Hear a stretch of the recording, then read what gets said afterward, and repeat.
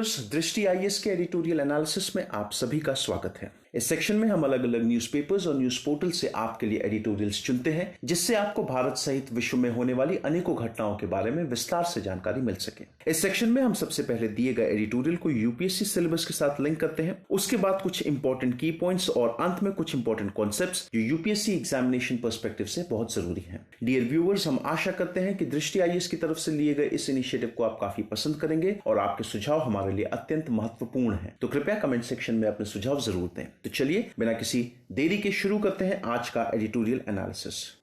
प्रिय व्यूअर, यह वीडियो अंग्रेजी में भी उपलब्ध है। देखना चाहें तो आप हमारे इंग्लिश चैनल दृष्टि आईएएस इंग्लिश पर जाएं। आपकी सुविधा के लिए इस वीडियो के डिस्क्रिप्शन में इंग्लिश वीडियो का लिंक भी दिया गया है।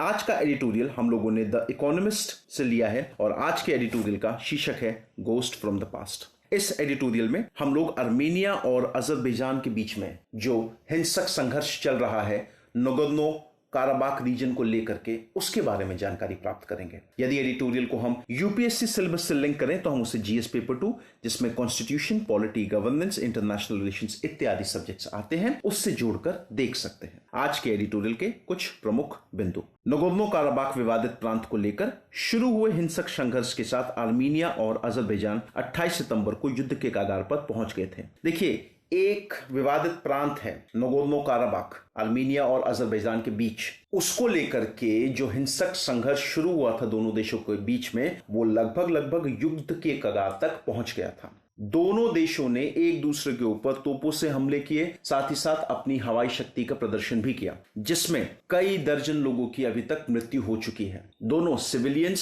साथ ही साथ मिलिट्री पर्सनल्स, दोनों। 3 माह के अंदर यह दूसरी बार है जब दोनों देशों के बीच हिंसक झड़प हुई है। देखिए, पिछले 3 महीने में ये दूसरी बार हुआ। इससे पहले जुलाई में हुआ था, 15-16 जुलाई में यह हिंसक संघर्ष दोनों देशों के बीच में हुआ था और अब फिर हम लोगों ने देखा कि 28 सितंबर को स्थिति जो थी वो काबू से बाहर ही हो गई थी। यहां पे ये आप देख सकते हैं, ये है आपका मैप पूरे के पूरे रीजन का। ये आपका अजरबैजान जिसकी राजधानी है बाकू, ये रहा आपका आर्मीनिया जिसकी राजधानी है येरेवन। जिस विवादित प्रांत की हम लोग बात कर रहे हैं वो ये प्रांत है। ये जो डार्क पिंक में जो आपको यहां पे दिखाई दे रहा है, ये है वो विवादित प्रांत जिसका नाम है नगोर्नो काराबाख। साथ ही साथ ये जो नगोर्नो काराबाख रीजन है, ये तो अभी इस समय आर्मीनिया के कंट्रोल में है। इस प्रांत के साथ साथ आसपास के ये जो लाइट पिंक में जो आपको रीजन दिखाई दे रहा है, यहां पे ये 7 डिस्ट्रिक्ट्स हैं। ये 7 डिस्ट्रिक्ट्स भी आर्मेनियाई सेना के कब्जे में हैं। देखिए, सिचुएशन यहां पे आपको थोड़ी सी समझनी है। इतिहास था क्या इस चीज का? देखिए, जब सोवियत संघ का विघटन हुआ तो विघटन से पहले दोनों आर्मेनिया और अजरबैजान, ये दोनों दो देश ये सोवियत संघ का हिस्सा थे। लेकिन जब सोवियत संघ का विघटन हुआ सन 1991 में, तो आर्मेनिया और अजरबैजान ये दोनों के दोनों आजाद देश बन गए और इन दोनों देशों के बीच में नगोर्नो काराबाख क्षेत्र को लेकर के एक हिंसक युद्ध हुआ, जिसमें हजारों लोगों की मृत्यु हुई और लाखों लोग विस्थापित हुए। वर्ष 1994 में दोनों देशों के बीच में युद्ध विराम की घोषणा हुई और उस समय रशिया ने मध्यस्थता की और युद्ध विराम जो है वो दोनों देशों के बीच में लागू करवाया। बहरहाल युद्ध विराम तो लगा दिया, लेकिन उसके बावजूद कई बार छोटी बड़ी हिंसक झड़पें जो है वो होती रहती हैं। तब से नगोर्नो काराबाख क्षेत्र और इसके आसपास के 7 जिले आर्मेनियाई सेना द्वारा नियंत्रित किए जाते हैं। यद्यपि इस क्षेत्र में आर्मेनियाई जाति बहुसंख्यक आबादी का निवास है, लेकिन अंतर्राष्ट्रीय स्तर पर इसे अजरबैजान के एक भूभाग के रूप में मान्यता प्राप्त है। देखिए, यहाँ पे समझने वाली बात है कि नगोर्नो काराबाख जो क्षेत्र है आपका, वहां पे लगभग 95% जो आबादी है वो मूलतः आर्मीनियम है, मतलब बहुसंख्यक वहां पे आपको आर्मीनियाई लोग मिलेंगे। लेकिन यदि हम लोग अंतर्राष्ट्रीय स्तर पर बात करें तो यह नगोर्नो काराबाख जो क्षेत्र है, इसको अजरबैजान के एक भूभाग के रूप में मान्यता प्राप्त है। इस वर्ष जुलाई माह में अजरबैजान के एक सैन्य जनरल सहित कम से कम 16 लोग मारे गए थे। इस घटना के विरोध में अजरबैजान के 1000 लोगों ने राजधानी बाकू में सड़कों पर उतरकर प्रदर्शन किया और नगोर्नो काराबाख क्षेत्र को पुनः नियंत्रण में लेने की मांग की। देखिए, इसी साल जुलाई 2020 में अजरबैजान के एक जनरल सहित 16 लोग मारे गए एक अटैक में, एक हमले में, जिसको आर्मेनियाई सेना ने किया था। इस घटना के विरोध में लोग सड़कों पर उतरे राजधानी बाकू में सड़कों पर उतरे और वहां पे उन लोगों ने अपनी सरकार से यह मांग करी कि नगोर्नो काराबाख क्षेत्र को पुनः वो अपने नियंत्रण में हासिल करें। अब हालिया घटनाक्रम क्या चल रहे हैं, हाल फिलहाल में क्या सिचुएशन चल रही है, थोड़ा सा उसके बारे में बात करते हैं। अब देखिए भाई, दोनों पक्षों से जब पूछा जा रहा है कि यहां पे किसकी जिम्मेदारी है, किसकी गलती है, तो दोनों के दोनों पक्ष जो है वो एक दूसरे को इसके लिए दोषी ठहरा रहे हैं। अब यदि हम इस सिचुएशन को देखें तो ये जो लंबा युद्ध जो चला आ रहा है इन दोनों देशों के बीच में इस प्रांत को लेकर के, वो लगभग 3.5 दशक पुराना युद्ध है और इस युद्ध की वजह से इस क्षेत्र में बहुत तबाही मची है। और यदि सिचुएशन इसी तरीके से चलती रही और इन दोनों देशों के बीच में यदि युद्ध शुरू हो जाता है तो हम लोग देखेंगे कि जो आसपास की जो रीजनल ताकतें हैं आपकी,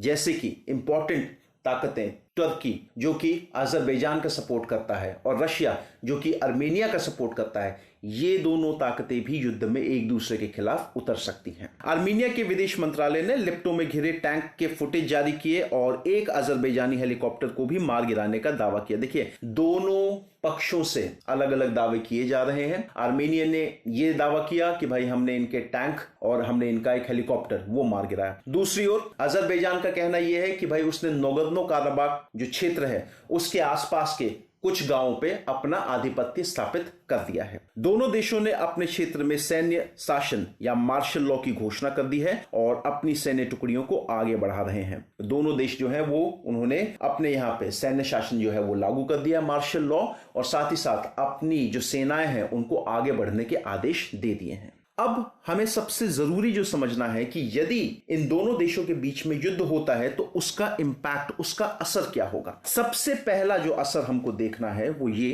कि भाई जिस रीजन में ये दोनों कंट्री हैं वो रीजन पूरा का पूरा डिस्टेबलाइज हो जाएगा। देखिए, यदि ये जो टेंशन जो है दोनों देशों के बीच में, यदि ये एक मिलिट्री कॉन्फ्लिक्ट का, यदि एक युद्ध का रूप ले लेती है तो ये पूरा का पूरा रीजन जो है वो डिस्टेबलाइज हो जाएगा। और हमें यहाँ पे देखने की जरूरत है कि यहाँ पे एक तरीके का सामाजिक अनरेस्ट भी हो सकता है इस रीजन में। क्यों? क्योंकि इस रीजन के जो लोग हैं वो ऑलरेडी बहुत परेशान हैं जो कोविड-19 महामारी है उसके कारण। दूसरा, सिविलियन कैजुअलिटीज। अब देखिए, यहां पे मैंने जैसे आपको बताया कि ये जो नगोर्नो काराबाख रीजन है यहां पे ऑलरेडी बहुत सारे लोग अपनी जान गंवा चुके हैं, लाखों लोगों को यहां से विस्थापित होना पड़ा था। अगर युद्ध की स्थिति बनती है तो उसका जो डायरेक्ट इंपैक्ट होगा वो वहां की आबादी के ऊपर होगा और हम लोग देखेंगे कि फिर लोगों का डिस्प्लेसमेंट हो रहा है, तो हमें इस चीज से भी बचना है। तीसरा, इकोनॉमिक इंपैक्ट, आर्थिक इंपैक्ट बहुत बड़ा पड़ सकता है। देखिए, अगर युद्ध हुआ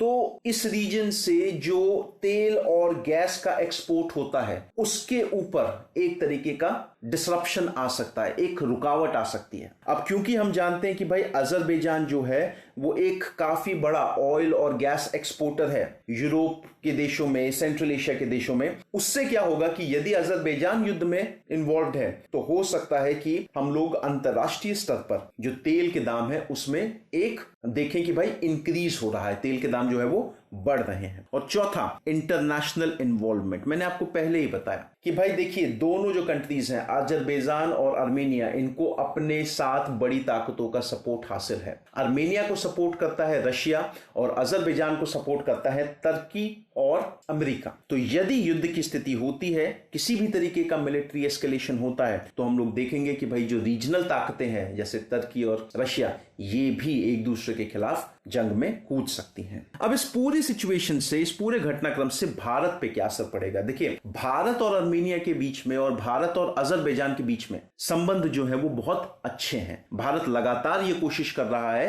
कि इन देशों के साथ अपने संबंध बनाए रखें। जैसे अभी अगर हम लोग देखें, आर्मेनिया ने इसी साल मार्च 2020 में भारत का जो मिलिट्री रडार सिस्टम है जिसका नाम है स्वाति, वो खरीदा है। साथ ही साथ बहुत सारे भारतीय विद्यार्थी जो हैं आर्मेनिया के मेडिकल यूनिवर्सिटीज में एमबीबीएस, बीडीएस जैसे कोर्स कर रहे हैं। यदि मैं इंडिया और अजरबैजान के बायलैटरल कॉर्पोरेशन की बात करूं तो हमें यह देखना है कि भाई इंडिया जो है वो हिस्सा है किसका, international north south transport corridor जो INSTC है उसका। अब ये INSTC है क्या? देखिए भाई, ये एक मल्टी मॉडल, मतलब बहुत बड़ा मॉडल है, नेटवर्क है जिसमें शिप, रेल और रोड रोड रूट का इस्तेमाल किया जाता है सामान के आवागमन के लिए। इसमें कौन कौन से देश इन्वॉल्व हैं? इसमें इंडिया इन्वॉल्व है, Iran, Afghanistan, Azerbaijan, Russia, central Asia और यूरोप, ये कुछ कंट्रीज हैं जो इसमें इन्वॉल्व हैं। यहां पे देखिए, ये आप देख सकते हैं, ये एक आपके सामने मैप है। ये जो नीले कलर की जो लाइन दिखाई दे रही है, ये देखिए, ये स्टैंडर्ड रूट था, ये स्टैंडर्ड रूट हुआ करता था। लेकिन जब मैं इस नॉर्थ साउथ ट्रांसपोर्ट कॉरिडोर की बात कर रहा हूं तो ये रूट बड़ा आसान हो जाएगा भारत के लिए। ये देखिए, ये जो लाल लाइन जा रही है जो आपके लिए, ओके, ये जो लाल लाइन है ये वाली, ये आपके लिए नॉर्थ साउथ ट्रांसपोर्ट कॉरिडोर है। तो ये भारत के लिए बहुत अच्छी बात है। भारत का जो ओएनजीसी विदेश है वो एक इन्वेस्टर है जो ऑयल फील्ड है अजरबैजान की, जिसका नाम है अजेरी चिराग गुनाशली ऑयल फील्ड, और साथ ही साथ बाकू,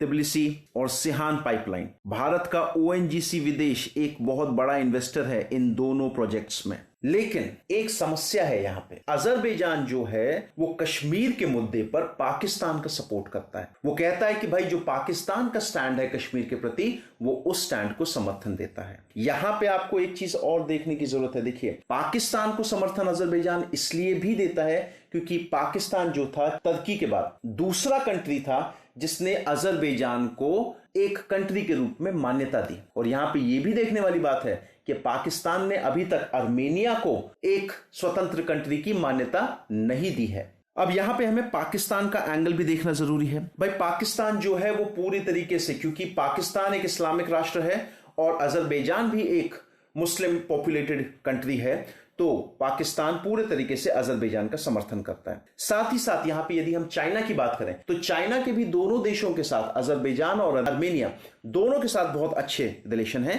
साथ ही साथ आर्मेनिया ने तो इस चीज पर भी अग्री किया है कि वो चाइना की जो बेल्ट और रोड प्रोजेक्ट है उसका भी हिस्सा बनेगा। अंत में आने वाले समय में कुछ जो खतरे हम लोग देख सकते हैं कि भाई देखिए, आर्मेनिया और अजरबैजान के में पुनः शुरू हुई हिंसक झड़प तुर्की और रूस के बीच व्यापक टकराव को जन्म दे सकती है। मैंने आपको बताया कि तुर्की और रशिया दोनों के दोनों युद्ध में कूद सकते हैं। तुर्की अजरबैजान का सबसे महत्वपूर्ण क्षेत्रीय सहयोगी है और उसने साफ साफ शब्दों में कहा है कि भाई अजरबैजान की सरकार को जैसी जरूरत होगी वो उसको वैसी सहायता मुहैया करवाएगा। दूसरी ओर रशिया और आर्मेनिया के बीच में एक रक्षा समझौता है, लेकिन साथ ही साथ ये भी देखने वाली बात है कि रशिया जो है वो अजरबैजान को हथियार बेचता रहा है। लेकिन यदि रशिया से जब ये कहा गया कि भाई यदि कोई हमला होता है आर्मेनिया के ऊपर तब क्या होगा, तो उस केस में रशिया ने अपनी स्थिति बहुत क्लियर कर रखी है। उसने ये कहा है कि यदि आर्मेनिया के ऊपर किसी तरीके का हमला होता है तो रशिया के पास कोई विकल्प नहीं रहेगा और रशिया उस केस में आर्मेनिया का पूरा साथ देगा। तो स्टूडेंट्स, ये था आज का एडिटोरियल एनालिसिस। आई होप आपको ये एडिटोरियल एनालिसिस बहुत पसंद आया हो। धन्यवाद।